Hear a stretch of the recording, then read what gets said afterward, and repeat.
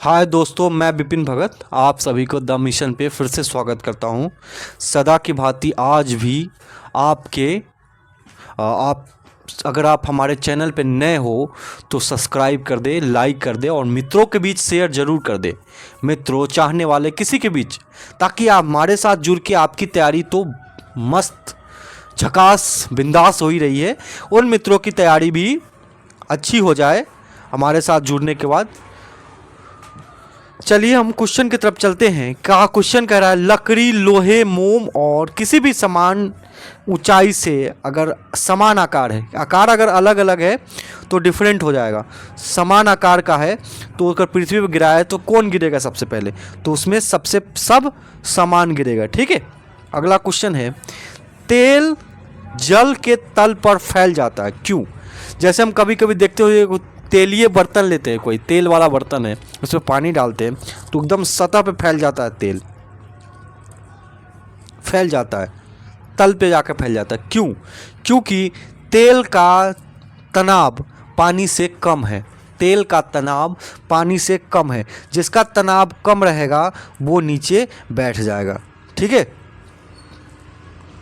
अगला क्वेश्चन है, हवा में लोहे और लकड़ी के समान गेंद भार वाले ऊंचाई से गिराने पे, हवा में, ठीक है, हवा में लकड़ी समान भार वाले, गेंद को समान भार वाले, तो कौन गिरेगा? तो क्या होगा, लकड़ी के गेंद बाद में गिरेगा। क्यों? लकड़ी के गेंद बाद में गिरेगा, लोहे और लकड़ी के।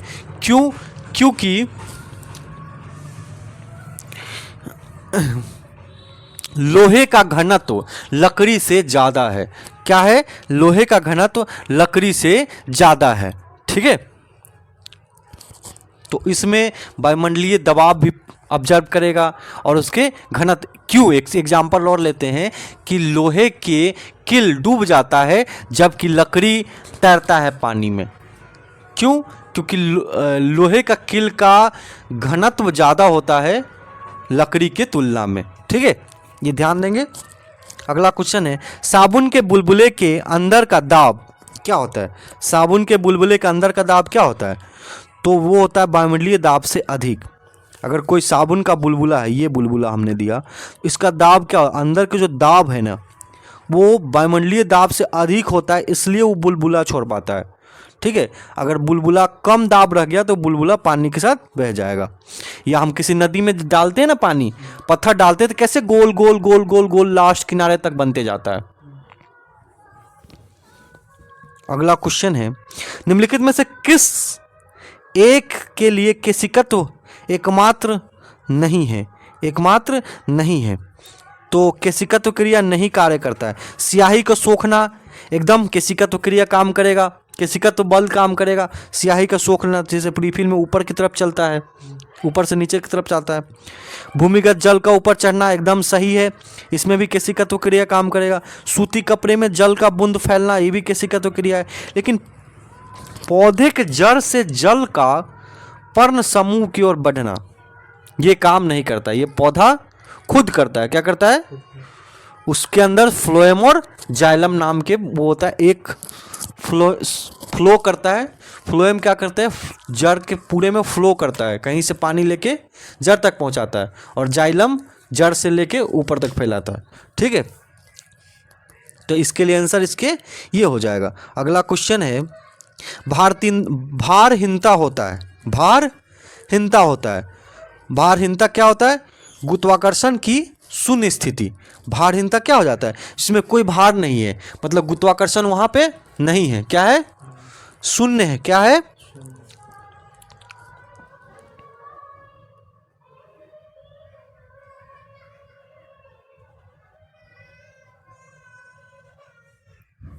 अगला क्वेश्चन है, बत्ती वाले स्टोव में केरोसिन के बत्ती में ऊपर चढ़ने का कारण क्या है? ऊपर क्यों चढ़ता है? जो बत्ती वाला स्टोव है, ये लेंगे, बत्ती वाला स्टोव है, ये ऊपर क्यों चढ़ता है? तो इसका क्या कारण है? तो ये होता है पृष्ठ तनाव। क्या है? ठीक, ये आंसर हो जाएगा। अगला क्वेश्चन है, ये और जो बूंद होता है, जल का बूंद गोलाकार क्यों होता है? वो भी क्यों होता है? पृष्ठ तनाव के कारण। ठीक है, यदि पृथ्वी का गुरुत्वाकर्षण बल अचानक लुप्त हो जाता है तो क्या होगा? तो सभी वस्तु का भार क्या हो जाएगा? शून्य हो जाएगा और द्रव्यमान उतना ही रहेगा। भार शून्य हो जाएगा लेकिन द्रव्यमान, ठीक है। एक केसी नली में जल की अपेक्षा एक तरल अधिक ऊंचाई तक चढ़ता है, इसका कारण क्या है? तो तरल ऊंचाई क्यों चलता है? क्योंकि तरल में पृष्ठ तनाव की क्रिया होती है। क्या होती है? पृष्ठ तनाव की क्रिया होती है। और केशिकत्व क्रिया पृष्ठ जल में अधिक मात्रा में होती है। केशिकत्व क्रिया, ठीक है, इसका आंसर डी हो जाएगा। ठीक, अगला क्वेश्चन लेंगे। जब किसी झील के तली से उठकर वायु बुलबुला ऊपरी सतह आता है तो आकार क्या होता है? तो अगर तली से जो बुलबुला आ रहा है तो ऊपर तक क्या जाएगा? वही के वही रहेगा। क्या है?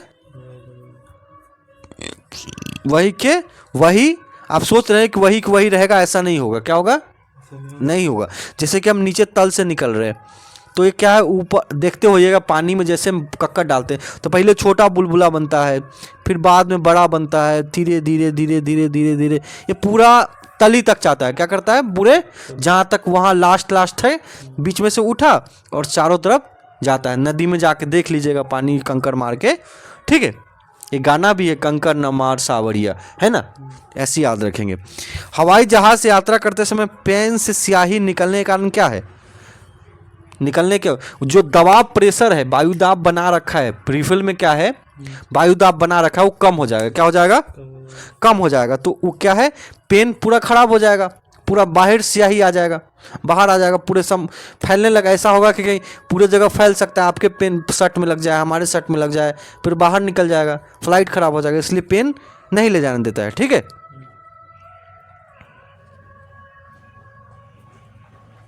अगला है, एक भू उपग्रह अपने कक्ष में निरंतर गति करता है। यह अपकेंद्र बल के प्रभाव में होता है जो प्राप्त होता है भूस्थिर उपग्रह अपने आप। जैसे कि अब हम कहीं समुद्र, भैया ऊपर में अंतरिक्ष घूम रहा है, अंतरिक्ष में पूरा उपग्रह घूम रहा है, तो कैसे घूम रहा है? क्या कारण है? तो उसका कारण होता है कि पृथ्वी द्वारा उपग्रह पर लगने वाला गुरुत्वाकर्षण से। किससे घूमता है? तो गुरुत्वाकर्षण से। किससे घूमता है? पृथ्वी जो उपग्रह पे लगा रहा है, ये पृथ्वी है हमारा, और इस उपग्रह के बीच में जो लगा रहा है गुरुत्वाकर्षण, इसके कारण घूम रहा है। क्या कर रहा है? घूम रहा है। ऑटोमोबाइल के हाइड्रोलिक ब्रेक का कार्य करने का सिद्धांत किसने दिया? किसने दिया? पास्कल। किसने दिया? और दाब का भी एसआई मात्रक क्या होता है? पास्कल।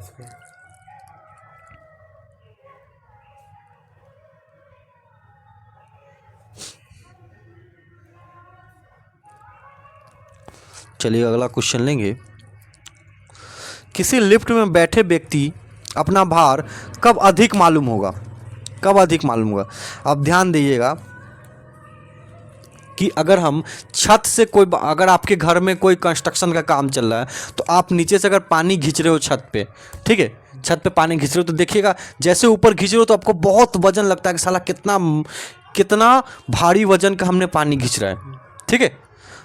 तो अगर हम नीचे की तरफ अगर बाल्टी फेंकते हैं तो एकदम आसानी से आ जाता है, रस्सी से आता है ना। तो लिफ्ट में भी वैसे ही है। क्या है? तो जब ऊपर की तरफ लिफ्ट जाएगा तो हमें बहुत वजन लगेगा। क्या लगेगा? और नीचे की तरफ लिफ्ट जाएगा तो वजन कम लगेगा, ठीक है। अब अगला क्वेश्चन है, बैरोमीटर का पारा अगर अचानक, ये बैरोमीटर है, ठीक है, ये बैरोमीटर है, इसका पारा ये लगा हुआ, अचानक गिर गया, ये यहाँ था, यहाँ से यहाँ आ गया, यहाँ से यहाँ आ गया, तो क्या होगा? आंधी तूफान आएगा। क्या आएगा?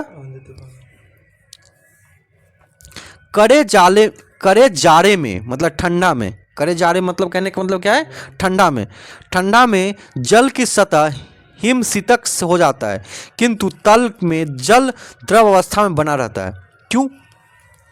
क्यों बना रहता है? जैसे कि कहा कि भैया बहुत ठंडा पड़ता है तो झील के पानी पूरा एकदम बर्फ बन जाता है। क्या बन जाता है?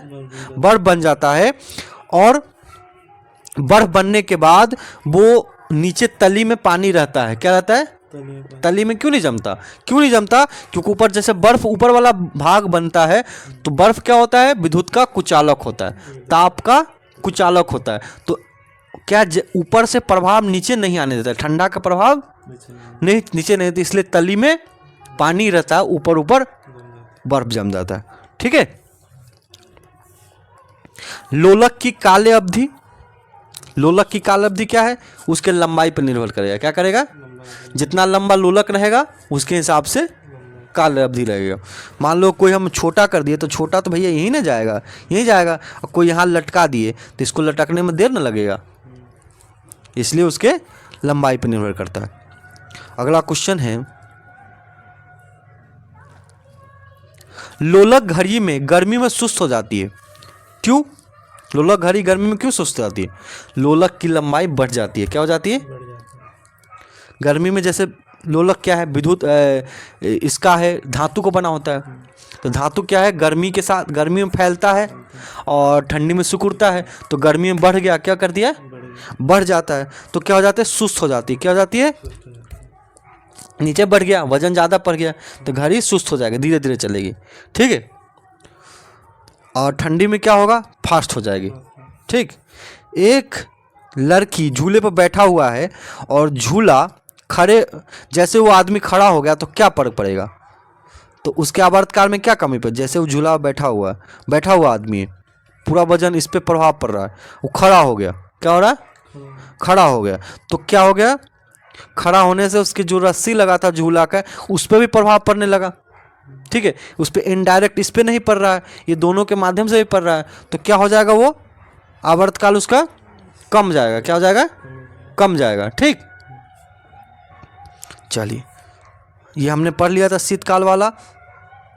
अगला क्वेश्चन चलते हैं।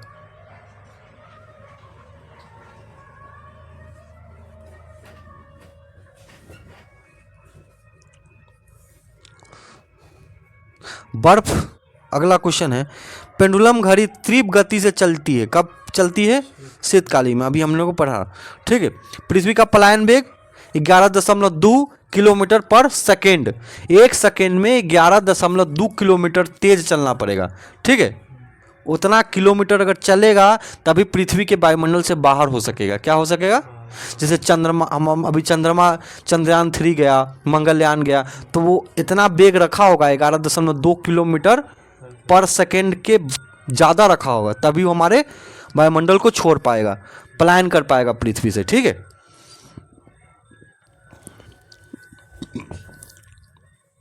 अगर किसी वस्तु को 8 किलोमीटर प्रति सेकेंड के वेग से अंतरिक्ष में फेंका जाए तो क्या होगा, पृथ्वी पर वापस गिर जाएगा, क्योंकि पलायन वेग क्या है, 11.2 किलोमीटर पर सेकेंड।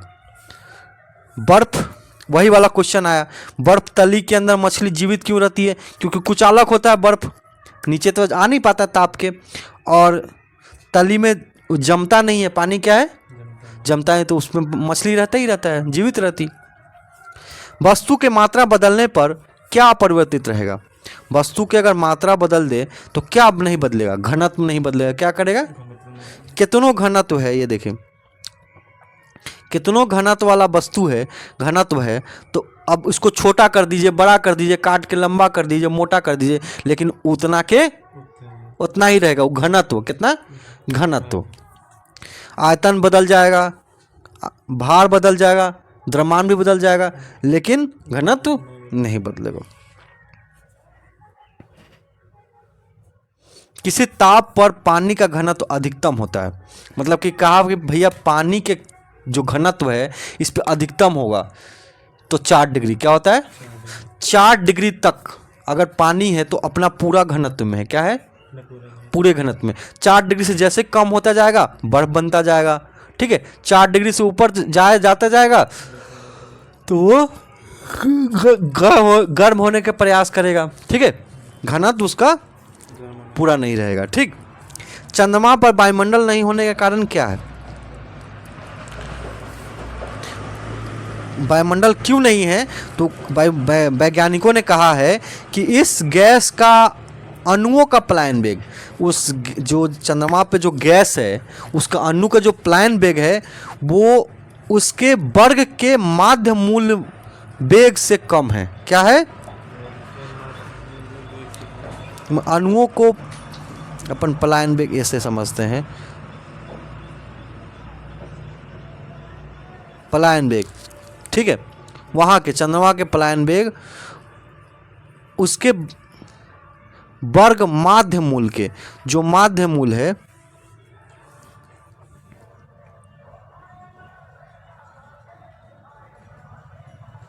माध्य मूल के जो वर्ग है, ठीक है, वर्ग से कम है। क्या है? इससे ये कम है। क्या है? इससे ज़्यादा होना था। क्या होना था? ज़्यादा होना था, तब उस पर वायुमंडल होता है। ठीक, वर्षे का बूंद गोलाकार क्यों होता है? पृष्ठ तनाव, हमने पहले चर्चा कर रखा है। लोहे के किल पारे पर तैरता है जबकि पानी में डूब जाता है। क्यों? क्योंकि हमने इसके बारे में भी चर्चा कर रखा था कि लोहे का किल पानी में क्यों नहीं तैरता? क्योंकि पानी से लोहे का घनत्व ज़्यादा है। क्या है? ज़्यादा है। लेकिन इसको पारे में क्यों डूब जाता है? क्योंकि पारे का घनत्व लोहे के किल से ज़्यादा है। क्या है? जिसका घनत्व कम रहेगा वही तैरेगा। क्या रहेगा? कम रहेगा। ठीक,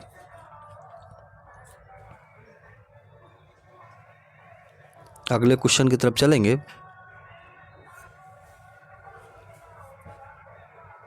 अब हम रसायन विज्ञान से क्वेश्चन लेंगे। पहले हमने फिजिक्स पढ़ा, रसायन विज्ञान के क्वेश्चन लेंगे। परमाणु जिसमें प्रोटॉन की संख्या समान परंतु न्यूट्रॉन की संख्या भिन्न भिन्न है। सीधे हम मानेंगे। एक आपको बता दूं, थोड़ा सा समझाने के लिए बता दूं। देखिए, ये हमारा एक परमाणु किसी की कक्षा है। ठीक है, क्या है? कक्षा है। तो इलेक्ट्रॉन चक्कर लगाता है। क्या लगाता है? और इसके नाभिक में प्रोटॉन और न्यूट्रॉन होता है। क्या होता है? प्रोटॉन और न्यूट्रॉन होता है। ठीक, परमाणु संख्या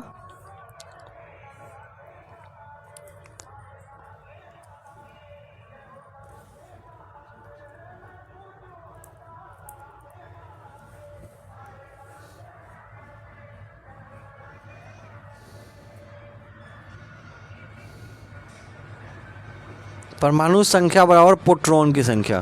परमाणु संख्या बराबर प्रोटॉन की संख्या, और ये प्लस में होता है। क्या होता है?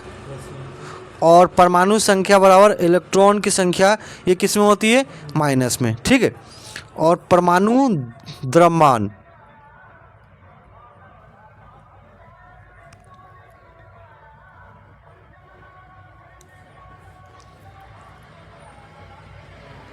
द्रव्यमान बराबर होता है proton plus neutron. Proton plus neutron. Neutron पे कोई आवेश नहीं होता है। क्या होता है?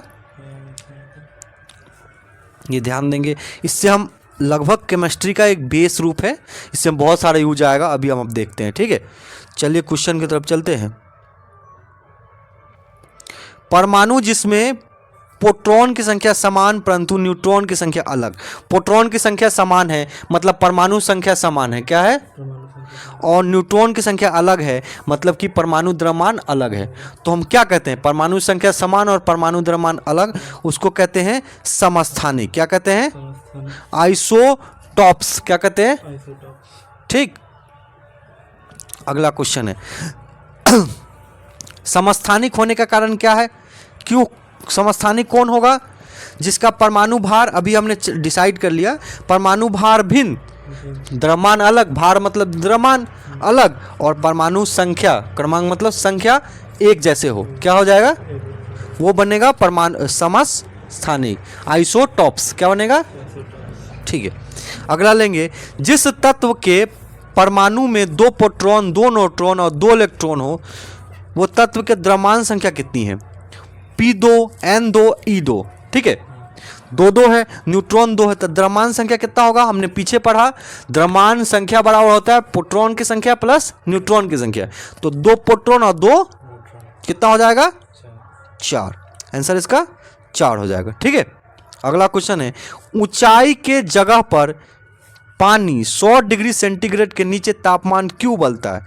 जैसे ऊंचाई चला जाता है, जैसे पहाड़ पे चले गए तो कम सेंटीग्रेड में ही पानी उबलता है। क्यों उबलता है?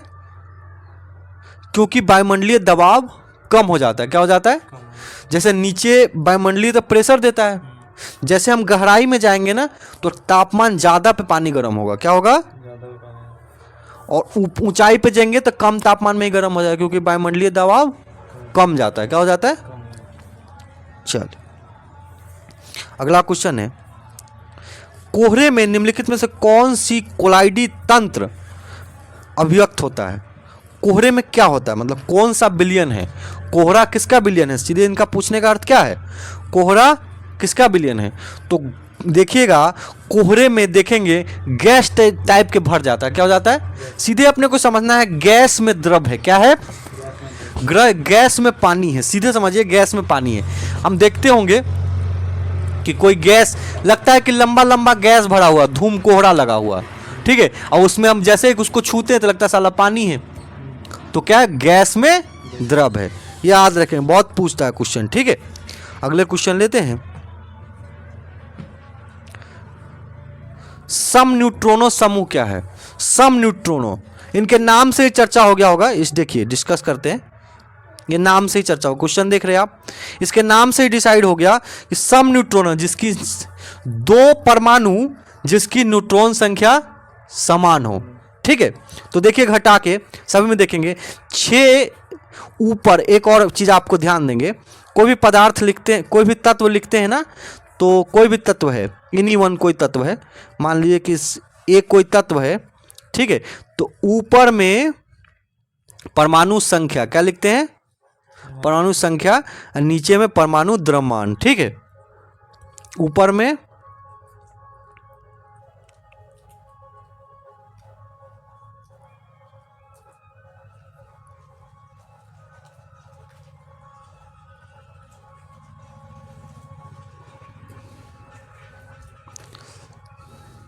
परमाणु संख्या, नीचे में परमाणु द्रव्यमान। तो 6 में से 12 घटाएंगे तो 6 होगा, ठीक है। अगला देखिए 7 में से 14 घटाएंगे तो 7 हो गया, तो ये अलग हो गया, इसमें न्यूट्रॉन की संख्या तो रहा नहीं। अगला हम देखेंगे 6 में से 12 घटाएंगे तो 6 हो जाएगा, 7 में से 14 घटाएंगे 7 हो जाएगा, ये भी अलग हो गया, खत्म कीजिए। अगला देखिए 6 में से 14 तो 8 बचा, 7 में से 14 7 बचा, ये डिफरेंट हो गया। इसमें देखिए 6 में से 14 कितना बचा, 8 बचा, 7 में से 15, 15 में से 8, 8 बचा। अगला देखिए 8 में से 16, 8 बचा, क्या बचा, 8 बचा, मतलब सब में 8 है, मतलब इसकी न्यूट्रॉन की संख्या समान है, मतलब इसका आंसर हो जाएगा डी, ठीक है। अगला क्वेश्चन है, क्रोमेटोग्राफी की तकनीक प्रयोग होता है। क्रोमेटोग्राफी किस में तकनीक प्रयोग होता है, तो एक मिश्रण पदार्थ को अलग करने के लिए। क्रोमेटोग्राफी क्या है तकनीक, एक मिश्रण को अलग करने के लिए क्रोमेटोग्राफी का प्रयोग किया जाता है।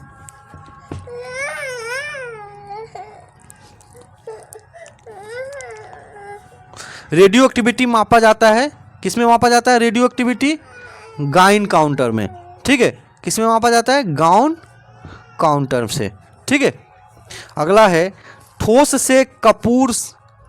कपूर से कपूर बाष्प बनने की प्रक्रिया क्या कहलाता है। बहुत पूछता है भैया, बहुत पूछता है, ऊर्ध्वपातन। सीधे ठोस से सीधे गैस बन जाना क्या कहलाता है, ठोस से गैस बन जाना ऊर्ध्वपातन कहलाता है, ठीक है।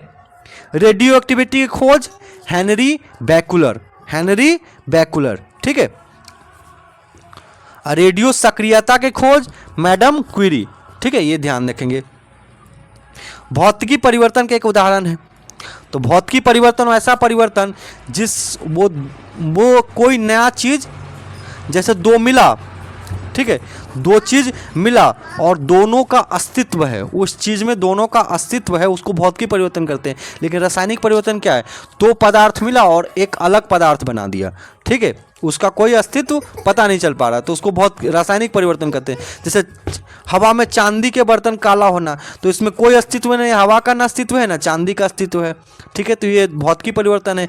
मोमबत्ती का जलना, मोमबत्ती जल जाता है और गैस निकल जाता है, तो इसमें कोई अस्तित्व नहीं बचा, रासायनिक परिवर्तन है। दूध में दही का बनना, दूध से दही बन गया, दही बन जाता है, दूध का कोई अस्तित्व नहीं रहता। पानी में चीनी घुलना, पानी में चीनी घुल के पानी ही रहता है, ठीक है, तो इसका मतलब क्या है, ये एक भौतिकी परिवर्तन है, ठीक है।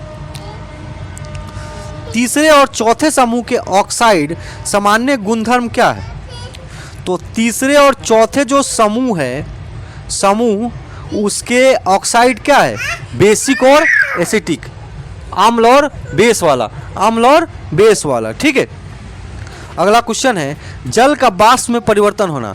जल का वाष्प में परिवर्तन होना क्या कहलाता है, भौतिकी परिवर्तन। ठीक है, जल के वाष्प में भी परिवर्तन होता है, फिर भी उसको उसमें क्या मात्रा जल रहता ही है ना। बूढ़ प्रॉपर्टी में ऑक्सीजन पाने वाला तत्व, सबसे ज्यादा पाने जाने वाला तत्व क्या है, ऑक्सीजन। ठीक है, भू प्रॉपर्टी में।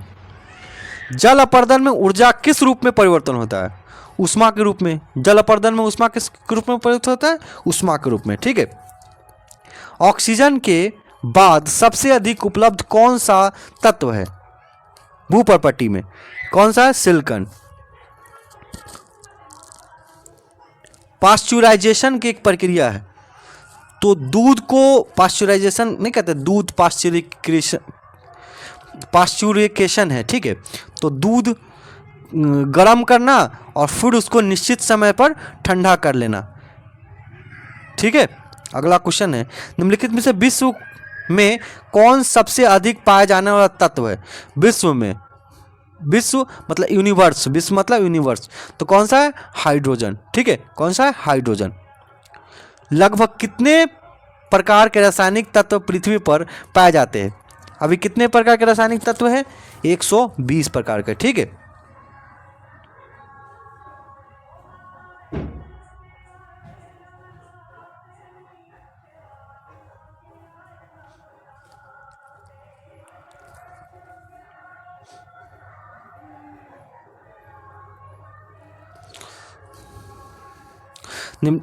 पढ़ लिया हमने। लगभग कितने प्रकार के रासायनिक तत्व, 120 प्रकार के। ठीक है, अशुद्धि के कारण द्रव का गलनांक क्या हो जाता है, अगर अशुद्धि मिला दिया जाए तो द्रव का गलनांक बढ़ जाता है। क्या आता है, बढ़ जाता है। इसलिए बर्फ के सीली पे हम देखते हुए लकड़ी के बुरादा या किसी बालू ऐसे वहाँ पे चट्टी में लपेट के रखा जाता है कि ताकि अशुद्धि मिल जाए और उसका गलनांक कम देर से गले। ठीक है, अगला क्वेश्चन है कौन सा तत्व मूल तत्व है। रेत, संगमरमर, शक्कर, ये सब नहीं है, हीरा है। मूल तत्व क्या है, हीरा है।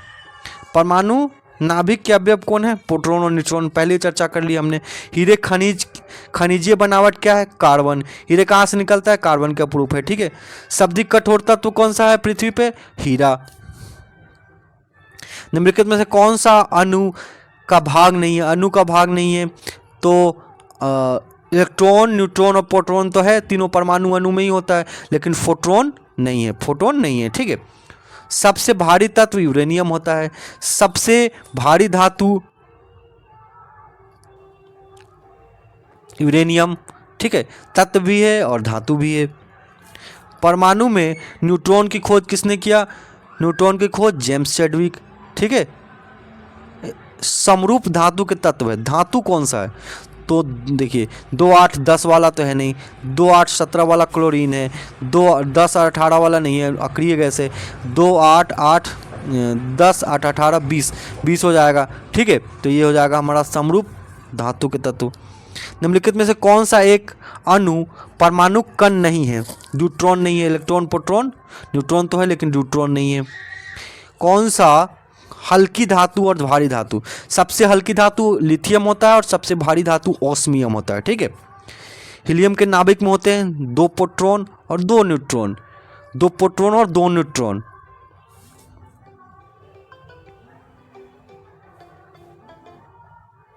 निम्नलिखित में से कौन कठोरतम धातु है, प्लेटिनम। कठोरतम धातु कौन है, प्लेटिनम।